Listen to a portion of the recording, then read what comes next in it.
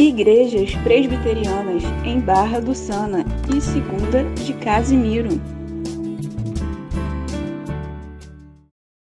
Vamos lá, queridos, vamos orar uma vez mais e agora suplicando graça a Deus para esse que é o momento mais importante deste culto, desta live, que é a reflexão na palavra de Deus, que temos feito então aí no livro de Atos dos Apóstolos, hoje ainda no capítulo 13. Feche os seus olhos, oremos uma vez mais ao Senhor. Pai amado, como é bom estar na Tua casa, Senhor, neste lugar, ainda que com o templo vazio para esta live, mas que o Senhor assim nos tem permitido e no domingo, pela graça do Senhor, estaremos com a igreja reunida, seguindo todos os protocolos, mas suplicando desde já que o Senhor nos muito abençoe no domingo, domingo de ceia, em que vários irmãos aqui estarão conosco, Pai. Mas nesse instante, em que aqui estaremos abrindo a Tua palavra, meu Deus amado, é tempo de o Senhor operar verdadeiro milagre nas nossas vidas. É tempo de o Senhor nos falar profundamente ao coração, direcionando sempre as nossas vidas, meu Deus. Que haja na nossa vida, a partir desta reflexão de hoje, verdadeira mudança de atitudes. Muda o nosso caráter, transforma a nossa vida pela Tua palavra, na boa ação do Teu Santo Espírito. Dá-nos isso, Senhor, em nome de Jesus. Amém. Livro de Atos dos Apóstolos, capítulo 13. Os versos de hoje são os versos de 4 a 12, que nós não pudemos trabalhar no domingo anterior, né? Os irmãos das igrejas presbiteriana em Barra do Sana e Segunda Presbiteriana em Casimiro de Abreu sabem, né? Nós tivemos um falecimento de uma irmã muito querida nossa aqui da igreja da Barra do Sana, e aí coube-nos, segundo os conselhos das duas igrejas, né, cancelarem o culto para que a gente pudesse estar no velório e também acompanhando a família. E o Senhor, graças a Deus, tem muito abençoado, sustentado, de fato consolado essa família. E aqui então estamos trazendo essa reflexão que deveria ter sido tratada no domingo anterior, mas aí nós vamos, obviamente, seguindo aqui com a nossa sequência. Vamos lá, queridos, capítulo 13 de Atos, versos de 4 a 12, eu lerei todo o texto e aí depois, pausadamente, a gente vai retornando verso a verso. Diz assim a palavra de Deus: Enviados, pois, pelo Espírito Santo, desceram a Seleucia e dali navegaram para Chipre. Chegados a Salamina, anunciavam a palavra de Deus nas sinagogas judaicas. Tinham também João como auxiliar.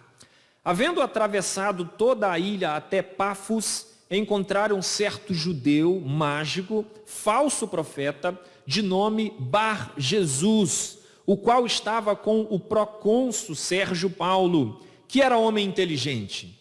Este, tendo chamado Barnabé e Saulo, diligenciava para ouvir a palavra de Deus, mas opunha-se-lhes Elimas, o mágico, porque assim se interpreta o seu nome, procurando afastar da fé o procônsul. Todavia Saulo, também chamado Paulo, cheio do Espírito Santo, fixando nele os olhos, disse: Ó filho do diabo, cheio de todo engano e de toda a malícia, inimigo de toda a justiça, não cessarás de perverter os retos caminhos do Senhor? Pois agora, eis aí está sobre ti a mão do Senhor, e ficarás cego, não vendo o sol por algum tempo. No mesmo instante, caiu sobre ele névoa e escuridade, e andando à roda, procurava quem o guiasse pela mão. Então, o procônsul, vendo o que sucedera, creu, maravilhado com a doutrina do Senhor.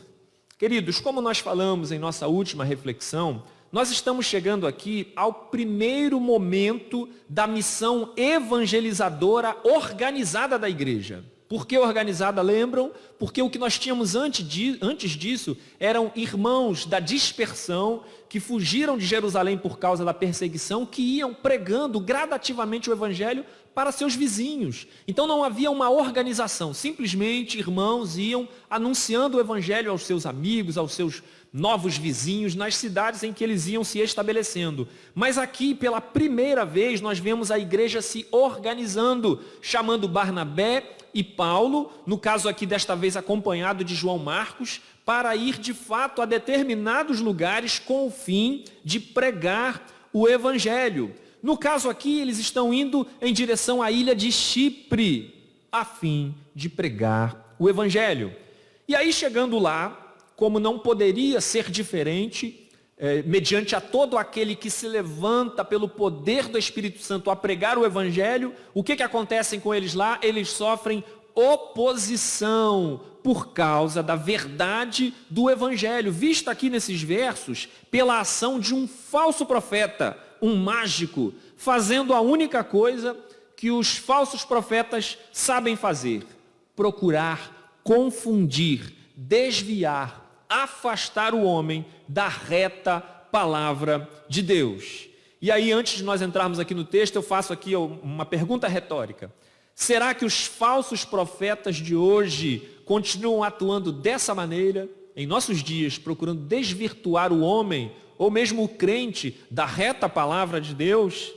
Vamos lá então, verso a verso. Enviados, pois, pelo Espírito Santo, desceram a Seleucia e ali navegaram para Chipre. Nós queremos aqui lembrar de imediato, conforme o próprio verso 4 aqui enfatiza, que esta ação evangelizadora, ela fora promovida pelo Espírito Santo de Deus. Veja aí como é que está no verso 4. Enviados, pois, pelo Espírito Santo. Irmãos, isso faz toda a diferença por questões óbvias. É inconcebível qualquer ação da igreja sem que o Espírito Santo esteja conosco, nos abençoando, ungindo as nossas vidas, determinando os passos aos quais nós devemos seguir em nossa obra no Senhor. Com isso, então, aqui também nós estamos rememorando o ensino em nossa última reflexão, que a igreja, ela só deve agir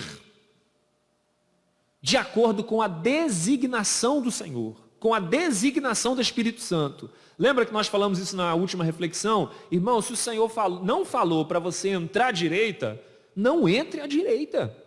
Se o Senhor não falou para você entrar à esquerda, não entre à esquerda. Pastor, o Senhor não falou nada comigo, então fique quieto no seu lugar, esperando com que o Senhor te direcione. Quer exemplos bíblicos para isso? Nós trouxemos aqui 2 exemplos bíblicos. Primeiro exemplo, lembra-se da tomada de Jericó? Então está lá Josué com todo o povo, diante da cidade fortificada de Jericó, e o povo tinha que rodear a cidade por 7 longos dias. E a palavra de Deus para o povo era a seguinte: aguarde até o momento em que o Senhor vier a dar a ordem para que invadisse Jericó. Então o povo obedeceu, e só assim, de fato, o Senhor abençoou, de acordo com a determinação, a designação de Deus. Segundo exemplo, rapidinho, interessantíssimo. Você lembra, irmãos, quando Saul, ele não quis esperar Samuel e se atreveu a exercer o ofício do sacerdote para sacrificar ao Senhor. Então, o povo de Israel precisava ir para a guerra, Saul estava lá com um exército pronto para a batalha, à espera do sacerdote, à espera de Samuel, a fim de que sacrificasse ao Senhor, para que o Senhor abençoasse o povo naquela batalha.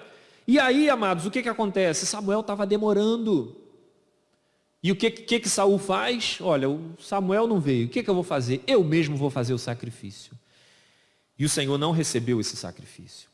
E o argumento usado por Saul, quando Samuel chega e ele estava fazendo o sacrifício, e Samuel o repreende de forma dura, veja qual foi a justificativa dada por Saul a Samuel. Está lá no capítulo 13, verso 12 de 1 Samuel. Saul disse assim para Samuel: forçado pelas circunstâncias, ofereci holocaustos. Irmãos, isso é muito significante. Nós não somos chamados a agirmos em nossas vidas mediante as circunstâncias. Nós somos chamados a obedecer à voz de Deus. Não são as circunstâncias que nos dominam e que nos dizem o que devemos fazer nesta vida.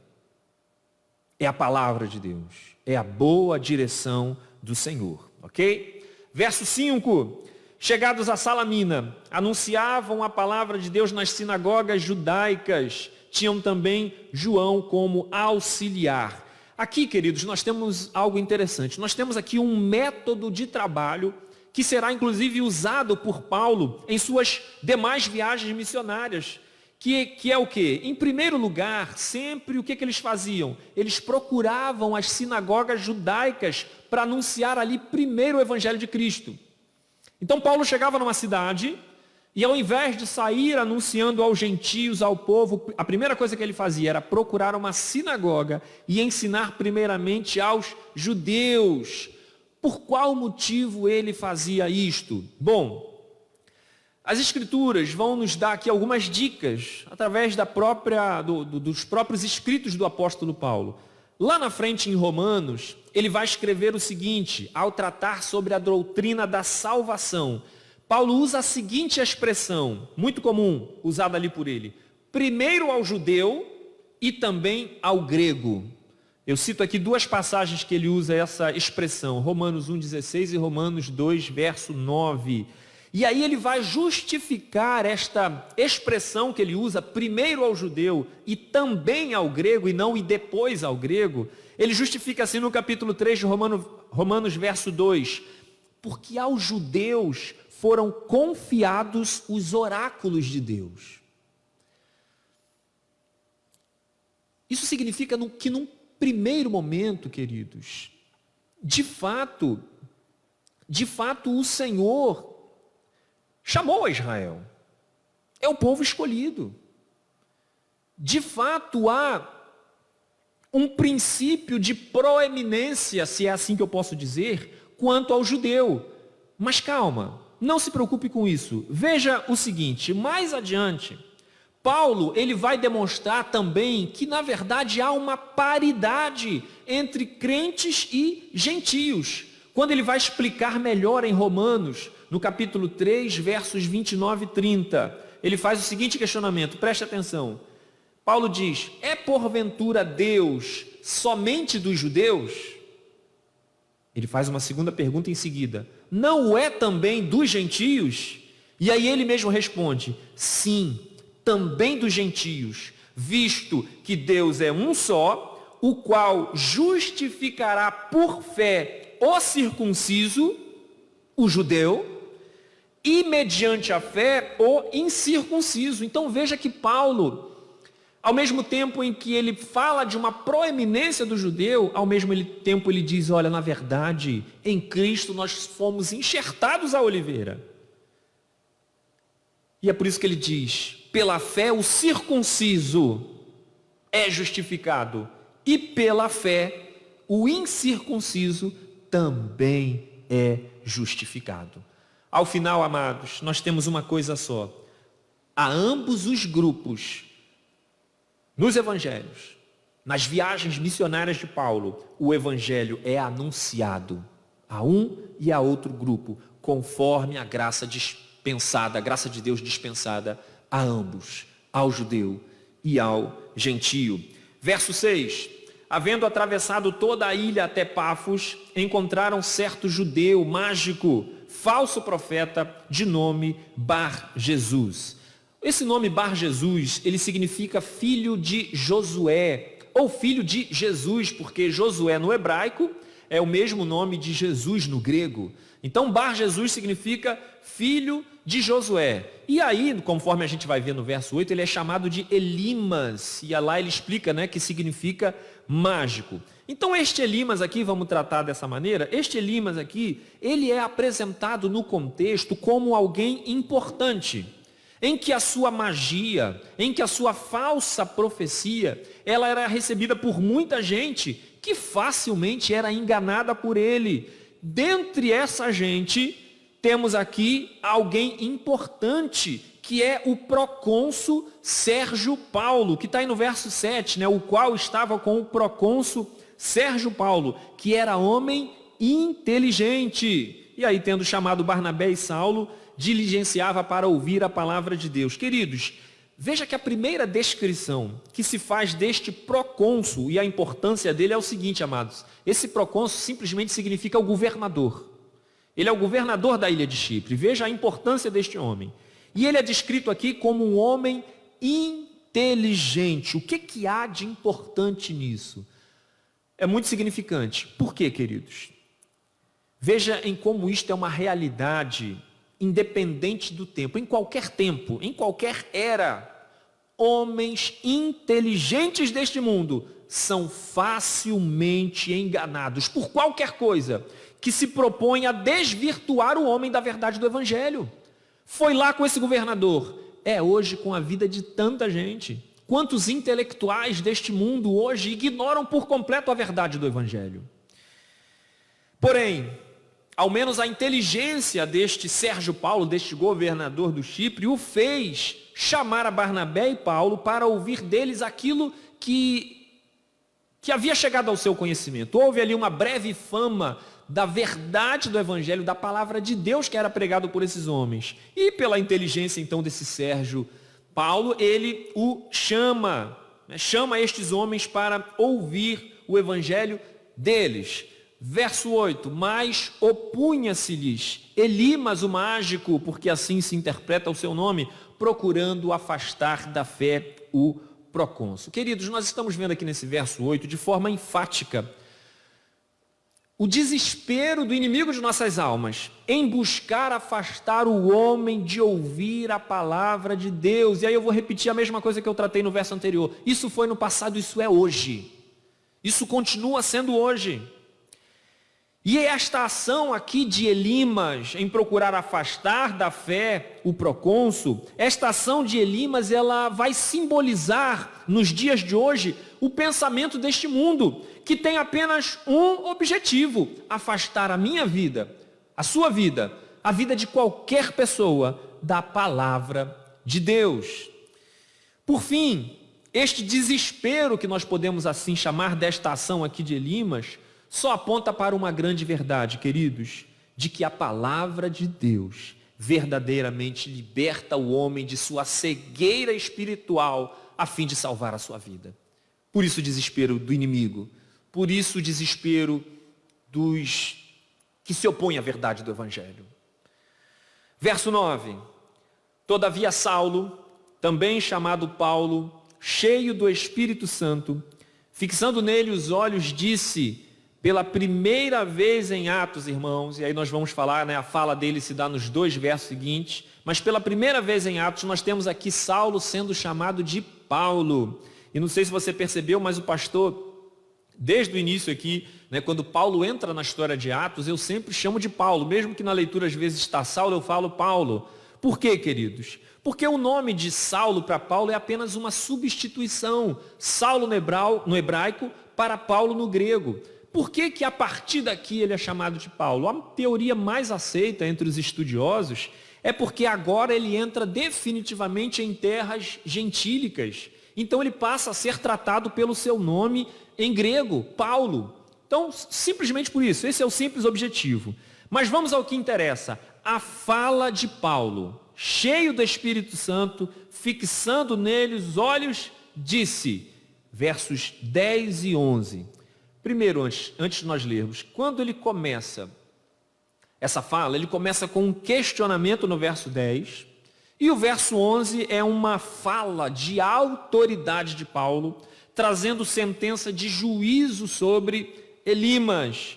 E aqui, antes de nós lermos a fala dele, eu quero dizer o seguinte: a autoridade de Paulo, ela é vista aqui principalmente por um motivo. Enquanto o texto descreve Elimas como um homem cheio de engano, Paulo é descrito como um homem cheio do Espírito Santo. Aqui está a autoridade de Paulo. Aqui está a diferença em favor de Paulo. A sua autoridade é porque o Espírito Santo está na vida dele, está cheio do Espírito Santo. Porque sem o Espírito Santo, queridos,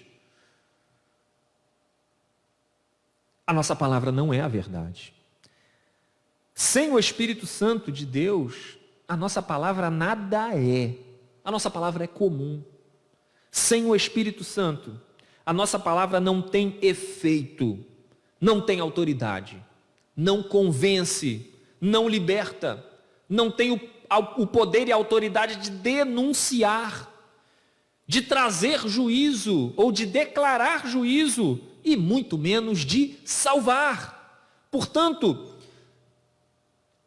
toda a palavra a brotar no coração do crente de autoridade, que ofereça de fato salvação ao ser humano, isso só será de fato uma realidade se este crente estiver cheio do Espírito Santo de Deus. Mas vamos às falas então. A sua primeira fala está no verso 10, que são questionamentos. Ó filho do diabo, cheio de todo o engano e de toda a malícia, inimigo de toda a justiça, não cessarás de perverter os retos caminhos do Senhor? A primeira coisa que nos chama a atenção aqui nessa fala de Paulo, queridos, é o fato de ele chamar o mágico, Elimas, de filho do diabo. Na verdade, Paulo está fazendo aqui um jogo de palavras. Ele está fazendo aqui um contraponto exatamente com o significado do nome dele. Lembra que nós já falamos aqui o significado do nome Bar Jesus? Significa filho de Josué, ou filho de Jesus, ou simplesmente filho da salvação. Então é como se Paulo dissesse: você não é filho de Jesus, coisa nenhuma, você é filho do diabo. Tira esse nome feio aí, da sua pessoa, porque você não é filho de Jesus, você é filho do diabo. Ainda assim, há uma coisa interessante aqui que nós podemos considerar. Esta afirmação de Paulo, ela não deve ser entendida da seguinte forma, de que havia ali na vida de Elimas necessariamente uma possessão maligna. O texto não diz isso. O texto definitivamente não afirma que havia ali uma possessão maligna. Ainda que os atos de Elimas configurasse em total conformidade com o caráter do diabo, cheio de todo engano, não é isso? De toda malícia, inimigo de toda justiça, que não cessa de perverter os caminhos do Senhor. O que isso significa, amado, se de fato não houve uma possessão ali? Você sabe o que significa? Significa, contextualizando, que por aí há muita gente que não está possessa de espírito maligno, contudo, que as suas más atitudes agradam em cheio ao diabo. Estão em conformidade com o pensamento de Satanás, que é contrário à verdade do Evangelho. Mas o pior de tudo é vermos que algumas destas gentes, por vezes, estão dentro de nossas igrejas. Não estão possessos. Não vão cair endemoniados nas nossas igrejas. Mas as suas atitudes, pensamentos e palavras refletem o caráter de Satanás e não de Cristo. Que estejamos atentos a isto, vigilantes, queridos. Verso 11, segunda parte da fala de Paulo. Pois agora, eis aí está sobre ti a mão do Senhor e ficarás cego, não vendo o sol por algum tempo.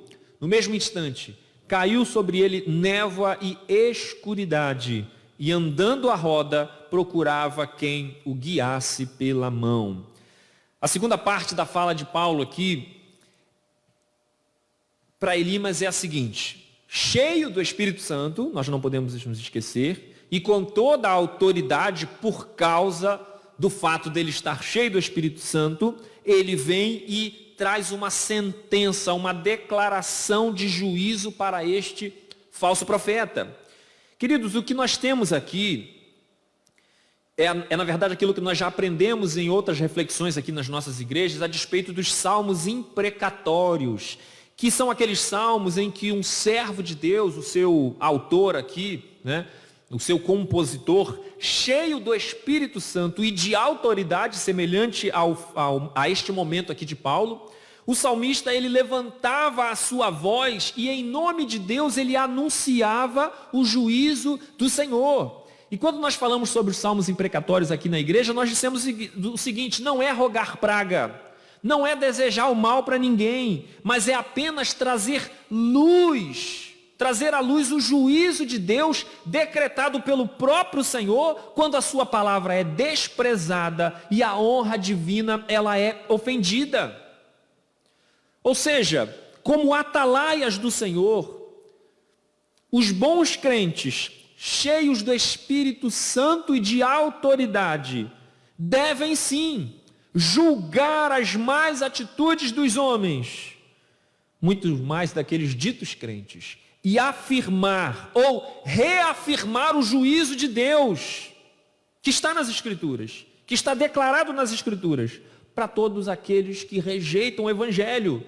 Então, todo bom crente cheio do Espírito Santo, cheio de autoridade, deve anunciar o juízo deste mundo.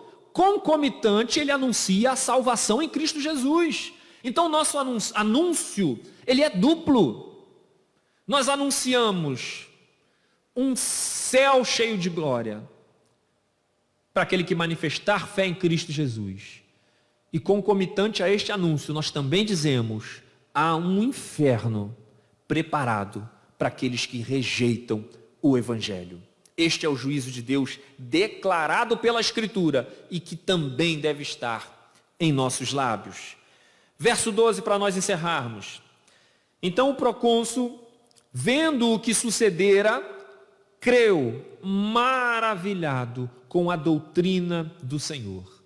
Sérgio Paulo, procônsul, passou a crer maravilhado na doutrina do Senhor. Por quê? Está aqui no verso 12, de forma aqui muito simples, muito singela. Porque ele viu a perfeita junção da palavra pregada e do poder de Deus sendo manifestado. Então o que nós temos aqui? Ele viu, o verso 12 enfatiza isso, vendo o que sucedera, ele creu no que ouviu. Então há uma junção aqui clássica no Evangelho. Ele ouviu e viu o poder de Deus. Eis aí o motivo de a pregação de muitos por aí serem rejeitadas, porque estes falsos crentes por vezes podem até possuir uma boa palavra, uma palavra bonita, uma palavra que chame a atenção, contudo as suas práticas de vida traem os seus discursos.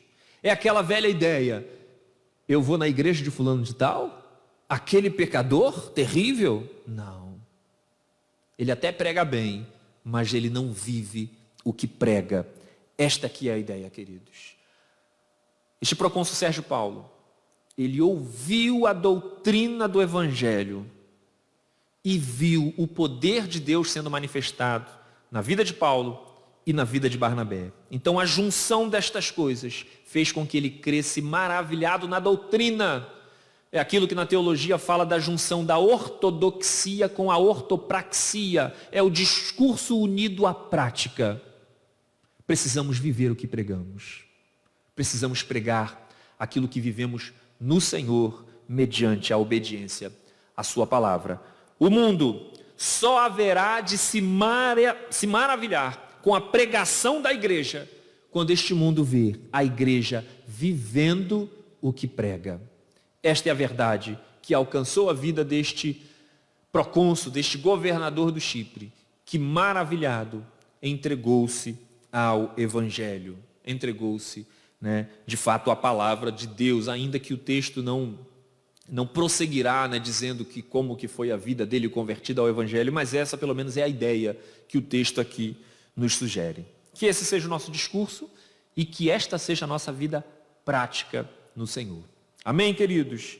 Que Deus abençoe a todos mediante a meditação nessa nossa série de breves reflexões no livro de Atos dos Apóstolos. Portanto, com isso você já sabe que no domingo, qual é o texto? A partir do verso 13 do capítulo 13 de Atos dos Apóstolos. Vamos orar uma vez mais, agradecendo a Deus por esta palavra pregada. Vamos orar. Feche seus olhos. Oremos uma vez mais. Senhor, bendito seja o teu santo nome, por tua palavra sendo aberta e meditada pelos teus servos. São nessas horas, meu Deus, que o teu Santo Espírito tem a facilidade, se é assim que eu posso dizer, meu Deus, de aplicar em nós a verdade do Evangelho, de abrir o nosso entendimento, o nosso coração, e fazer com que de fato possamos meditar e considerar profundamente em nossas vidas os teus ensinos, para que haja essa junção perfeita do discurso com a vida prática. Em que possamos ouvir sempre a Tua palavra e colocar em prática nos nossos dias. Viver o que pregamos, viver o que ouvimos do Evangelho, Senhor. Dá isso à minha vida. Dá isso, Senhor, aos meus irmãos, a todos aqueles que têm perseverado, Senhor, em nossos cultos, em ouvir a verdade do Evangelho, a mensagem de Cristo Jesus para a nossa vida, Pai. Alimenta-nos cada dia mais com esta Tua palavra, dando-nos condições, Senhor, de sermos testemunhas fiéis daquilo que o Senhor fez por nós e haverá de fazer na vida de tantos outros.